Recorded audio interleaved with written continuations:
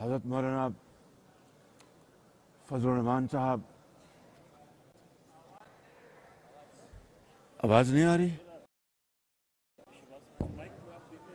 یہ میں نے دے دیں،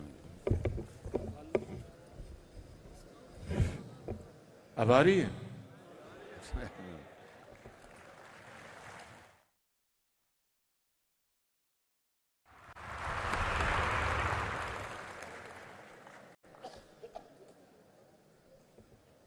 حضرت مولانا فضل الرحمان صاحب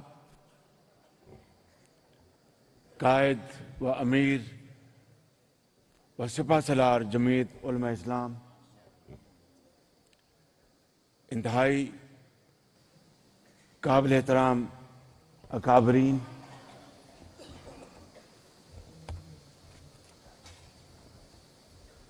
انتہائی قابل احترام علماء کرام، ممبران سینٹ و قومی اسمبلی، دانشور حضرات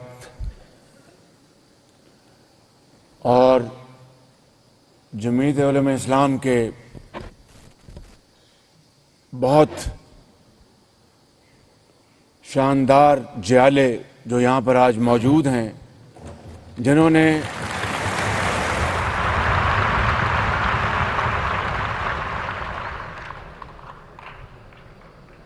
اپنے پرجوش تالی اور نعروں سے نہ جانے کتنے محل ان کی بنیادوں کو ہلا کے رکھ دیا ہے۔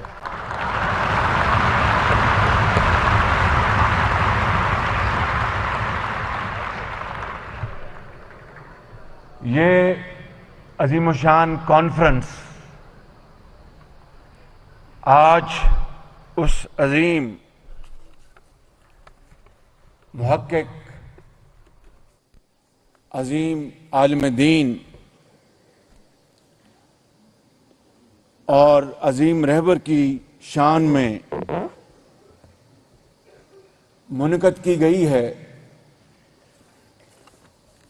جن کے بارے میں ایک ذاتی واقعہ میں خود حضرت کی خدمت میں کئی مرتبہ عرض کر چکا۔ کئی سالوں میں نے کم سے کم 2-4 مرتبہ ان کو بتایا ہوگا کہ میں اس زمانے میں ابھی گورنمنٹ کالج میں 15ویں کلاس میں پڑھ رہا تھا، تو ایک دن میں لاہور کے پرانے ہوائی اڈے سے میں آ رہا تھا شہر کی طرف، تو میرے ساتھ ایک صحافی تھے، وہ اللہ تعالیٰ کو پیارے ہو گئے، وہ حضرت مفتی محمود صاحب کے بہت دیوانے تھے، بہت چاہنے والے تھے۔ میں نے اکثر یہ کہا ہے اور آج پھر یہ صدق کے دل سے کہنا چاہتا ہوں کہ میں علماء کرام کی جوتیوں میں بیٹھنے والا شخص ہوں۔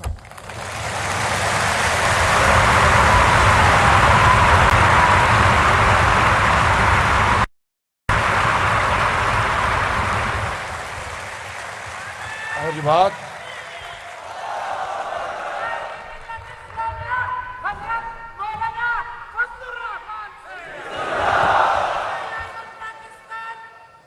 اور میں نے یہ بتایا حضرت کو کہ ان کے عظیم والد گرامی، وہ سامنے سے مجھے آج بھی یاد ہے رنگ، تو گاڑی کا رنگ، وہ ایک نیلے رنگ کی گاڑی تھی، اور گاڑی کی ڈرائیور کے ساتھ حضرت مولانا مفتی محمود تشریف فرما تھے۔ آپ یقین کریں کہ ایک وہ ٹوٹی پھوٹی گاڑی تھی، ایک انتہائی سادہ، اس زمانے میں شاید ایسی گاڑی تو کوئی بھی رکھ سکتا تھا، اس گاڑی میں حضرت گزرے تو مجھے ان صحافی نے کہا کہ شہباز شریف وہ جا رہے ہیں مفتی محمود صاحب، میں نے کہا کہ یہ تو بڑے سادہ طبیعت آدمی ہیں. کہنے کہ آپ نے دیکھا نہیں کہ کتنی سادہ گاڑی میں وہ سفر کر رہے تھے, یہی ان کی زندگی کا اوڑھنا بچھونا ہے. وہ اسی طریقے سے انتہائی سادہ طریقے سے وہ زندگی بسر کرتے ہیں. چنانچہ جب یہ سلسلہ چلا اور حضرت مفتی صاحب نے, جب وزیر اعلیٰ اس زمانے میں صوبہ سرحد کہا جاتا تھا, پختونخوا پھر آ کے ANP کے حکومت نے اس زمانے میں اس کو پختونخوا صوبہ ڈکلیئر کروایا. اس زمانے میں مجھے بطور ایک طالب علم کی یاد ہے کہ مفتی صاحب کی جو حکومت تھی وہ مخلوط حکومت تھی, جن میں ANP شامل تھی, مرحوم اسلم خٹک صاحب کا گروپ وہ شامل تھا, اور اس طرح شاید کچھ اور اس میں پارٹیاں شامل تھیں, اور مخلوط حکومت تھی. اور جب جس طرح میرے بھائی امیر حیدر نے بتایا کہ صوبہ بلوچستان میں جب وہاں پر حکومت کو ہٹایا گیا, تو مجھے آج بھی یاد ہے کسی اخبار میں نے پڑھا تھا کہ حضرت مفتی صاحب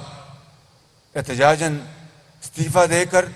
اپنا سادہ سا سوٹ کیس لے کر اپنے گھر چلے گئے. اب بتائیے کہ یہ وہ بنیاد ہے, یہ وہ بنیاد ہے آپ کا جو زندگی کا جو مشغلہ تھا, وہ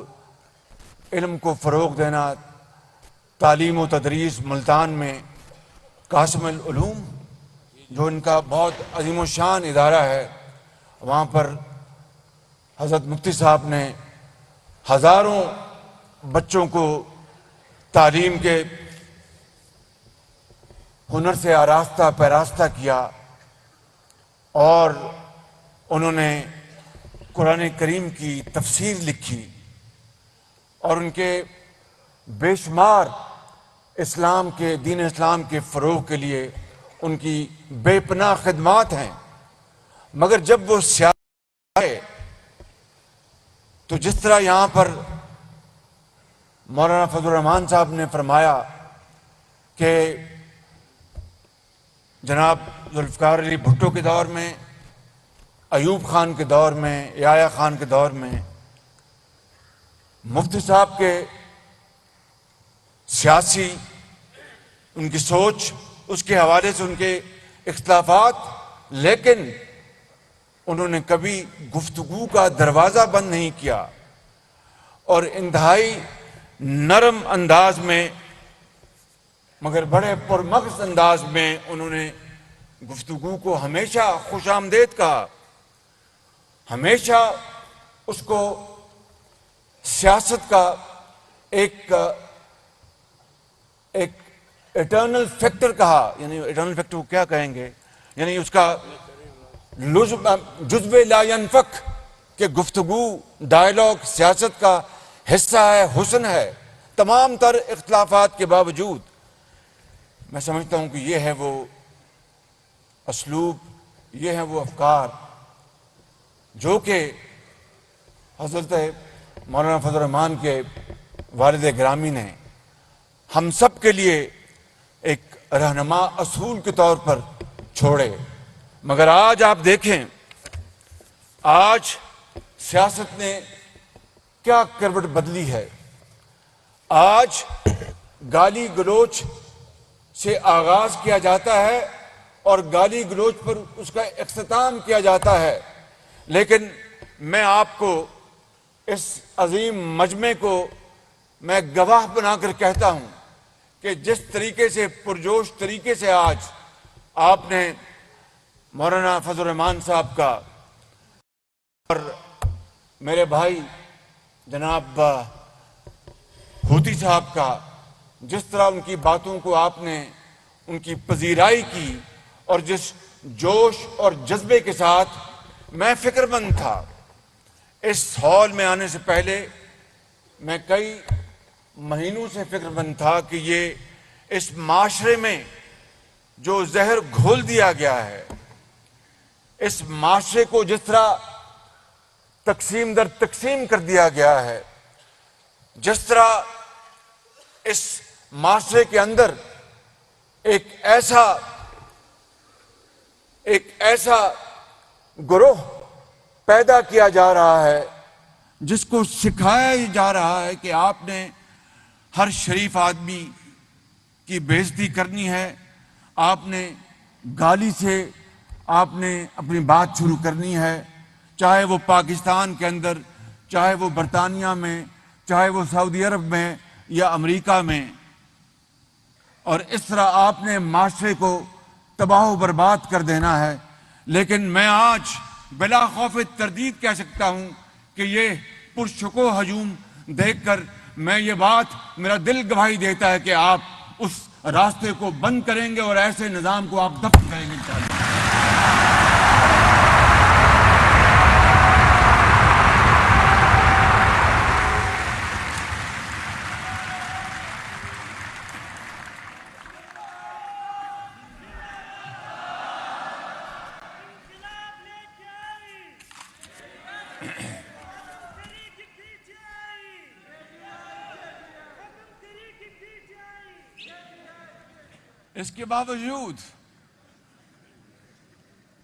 اس کے باوجود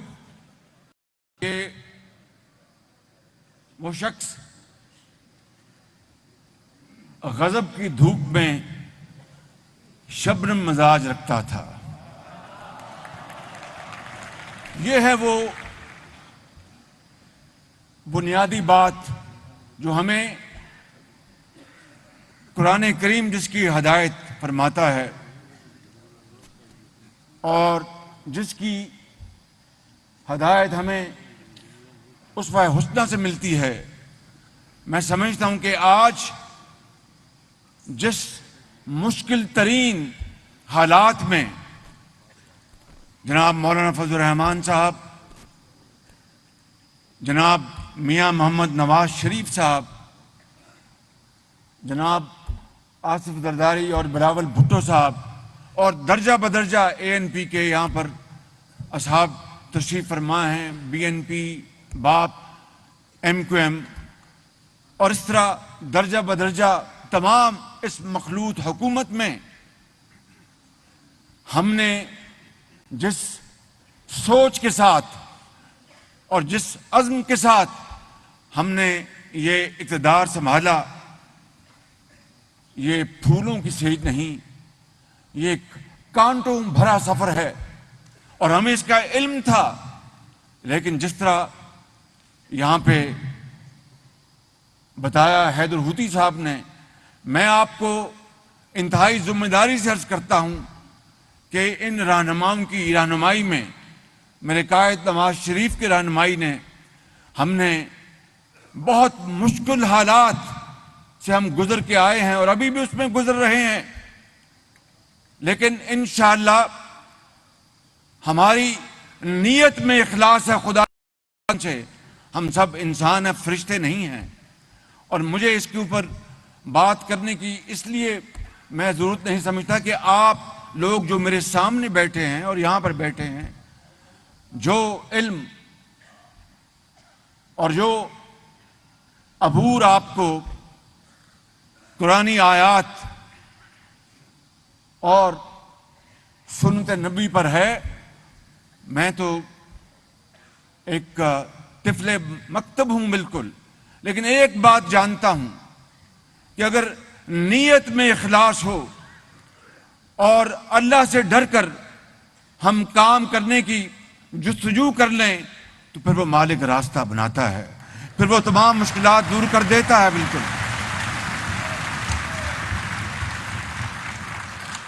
اسی لیے آپ نے دیکھا کہ معیشت ہچکولے لے رہی تھی اور یوں لگتا تھا کہ آج پاکستان خدا نخواستہ دیوالیہ ہو جائے گا اور ایک شخص دن رات دل سے یہ بد دعائیں کر رہا تھا کہ یہ دیوالیہ ہو جائے، یہ پاکستان خدا نخواستہ سری لنکا بن جائے، لیکن حضرت کی دعاؤں سے، قوم کی دعاؤں سے اور شعور سے اور محنت سے ہم نے وہ مرحلہ بہت اچھے انداز میں طے کیا۔ اور اس کے بعد آپ نے دیکھا کہ ہم نے معیشت کو آگے بڑھانے کے لیے آہستہ آہستہ اقدامات شروع کیے۔ بڑی لوگوں کو تکلیف پہنچی ہے، اس میں کوئی شک نہیں، اور مجھ جیسا شخص، ایک حقیر شخص جس نے 10 سال پنجاب میں بطور ایک خادم کے خدمت کی ہو، مفت دی ہوں، کتابیں مفت دی ہوں، لیپ ٹاپ مفت دیے ہوں، اور ہسپتالوں میں علاج مفت وہاں پر عام آدمی کا جاری کیا ہو، اور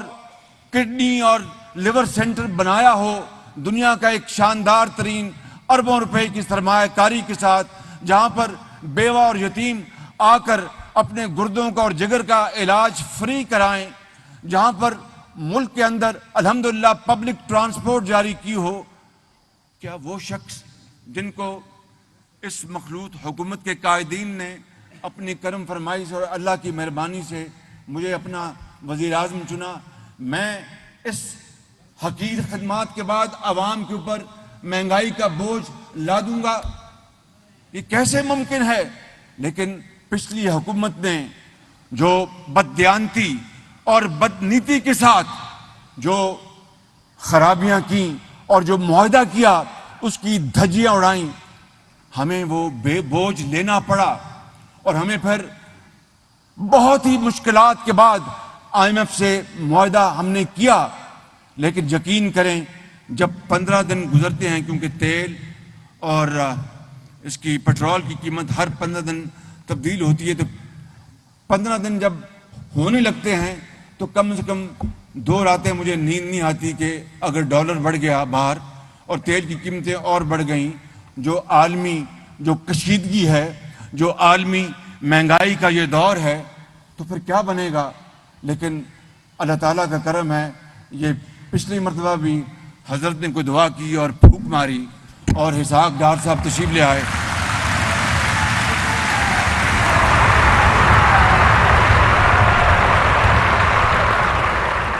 ذرا ملاحظہ کیجئے گا، میں نے کی بات کی ہے، جادو ٹونے کی بات نہیں کی میں نے۔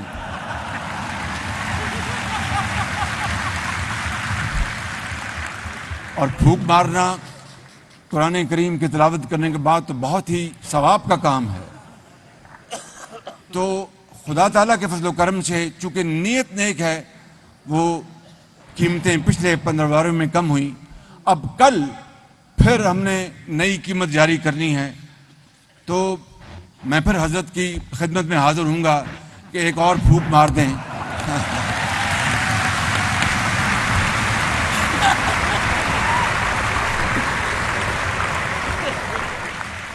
ویسے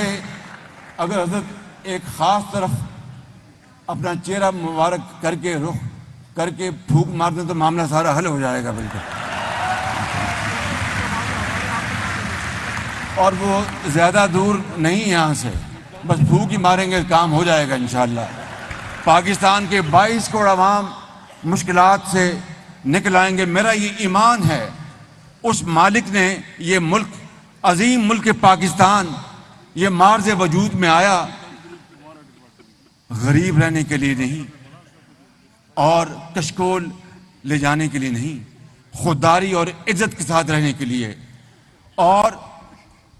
ترقی کرنے کے لیے، خوشحالی کا انقلاب لانے کے لیے۔ مجھے ایک دن وہ جو سابق ہیں وزیر اعظم، انہوں نے، وہ روز ویڈیو دکھاتے ہیں اپنے جلسوں میں، اور جلسوں میں آ کے پتہ نہیں کیا کیا باتیں کرتے ہیں، کچھ سمجھ میں نہیں آتا کہ یہ بات کیا کر رہے ہیں۔ کبھی کہتے ہیں کہ جاپان اور جرمنی جو ہیں یہ ہمسایہ ممالک ہیں،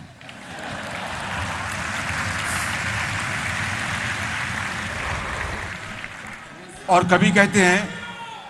اور کبھی کہتے ہیں نہیں، اور کبھی نہیں، اور کبھی نہ بھائی نہیں، اور کبھی کہتے ہیں کہ مجھے پورا اختیار ہے، میں فیصلے سب میں خود کرتا ہوں، اور مجھے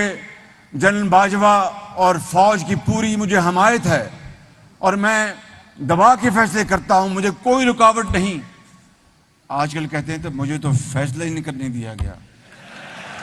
تو بھائی اگر فیصلہ نہیں کرنے دیا گیا تو 3.25 سال آپ کیا کرتے رہے؟ آپ تو یہی کہتے رہے کہ مجھے پورا اختیار ہے، میں مختار ہوں، تمام فیصلے میں کرتا ہوں۔ میں آپ عالم دین ہیں، بہت اللہ تعالیٰ سے آپ سب لوگ ڈرنے والے ہیں، صبح قرآن کریم کی تلاوت کرتے ہیں، فجر کی نماز کے وقت آپ سجدہ ریز ہوتے ہیں، ہم سب۔ میں آپ کو گواہ بنا کر کہنا چاہتا ہوں بلا خوف تردید کہ ایسا جھوٹا شخص خدا کی قسم میں نے اپنی زندگی میں نہیں دیکھا۔ بالکل